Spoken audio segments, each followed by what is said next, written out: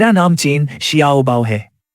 अगर कोई मुझसे कहता कि एक दिन दूसरों की शेखी मेरी सबसे बड़ी ताकत बन जाएगी, तो शायद मैं खुद भी उस पर विश्वास नहीं करता। लेकिन 6 महीने पहले मेरी जिंदगी में जो कुछ हुआ, उसने मेरी पूरी किस्मत ही बदल दी। उस समय मेरी जिंदगी पूरी तरह बर्बाद हो चुकी थी। मैं सिर्फ गरीब नहीं था, बल्कि इतना बेबस था कि अपनी माँ का ठीक से इलाज भी नहीं करवा पाया। मैंने उनसे वादा किया था कि चाहे कुछ भी हो जाए, मैं बहुत पैसे कमाऊंगा और उन्हें एक अच्छी जिंदगी दूंगा। लेकिन किस्मत को शायद कुछ और ही मंजूर था। मेरी मेहनत की कमाई भी मुझसे छीन ली गई। जब मैंने अपना हक मांगने की कोशिश की, तो उन लोगों ने मुझे बेरहमी से पीटा और मेरा हाथ तक खराब कर दिया। लेकिन इससे भी ज्यादा दर्द मुझे तब हुआ जब जिस लड़की से मैं सबसे ज्यादा प्यार करता था, उसी ने मुझे धोखा दे दिया।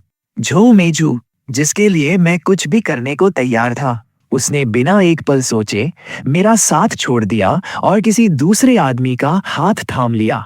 उस दिन मुझे ऐसा लग रहा था जैसे पूरी दुनिया मेरे खिलाफ हो गई हो।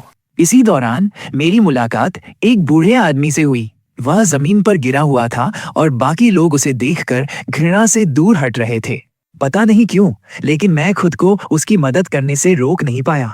मैंने उसे उठाया, उसके कपड़ों की धूल साफ की और अपनी जेब में बचे हुए पैसे भी उसके हाथ में रख दिए। बूढ़ा आदमी मुझे देखकर मुस्कुरा दिया, लेकिन उस समय मेरे मन में सिर्फ निराशा थी। मुझे लगने लगा था कि इस दुनिया में मेरी कोई कीमत नहीं है। मेरी बातें सुनकर बूढ़े आदमी के चेहरे का भाव बदल गया। कुछ देर बाद वही बूढ़ा आदमी दोबारा मेरे सामने प्रकट हुआ। इस बार उसकी आंखों में एक अलग ही चमक थी।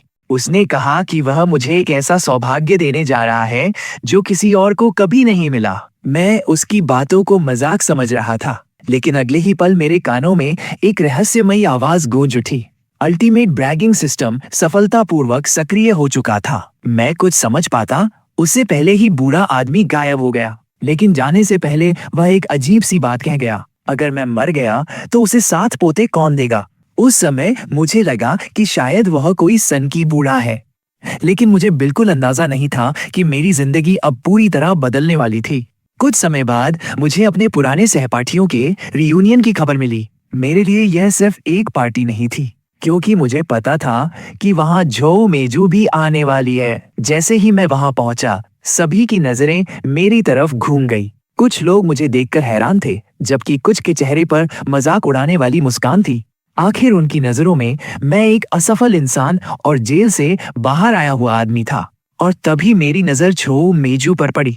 उसे देखकर मेरे दिल के पुराने घाव एक बार फिर ताजा हो गए, लेकिन उसके चेहरे पर मेरे लिए कोई भावना नहीं थी। उसके बगल में खड़ा था वो जवान, एक अमीर परिवार का बेटा। दोनों ने मिलकर मेरा मजाक उड़ाना शुरू कर दिया। झो मेजू ने साफ कह दिया कि उसने कभी मेरे जैसे आदमी से प्यार नहीं किया था। उसकी बातें सुनकर मुझे दर्द जरूर हुआ, लेकिन अब मैं पहले वाला चेन शियाओबाओ नहीं था। मैं चुपचाप सब कुछ देखता रहा।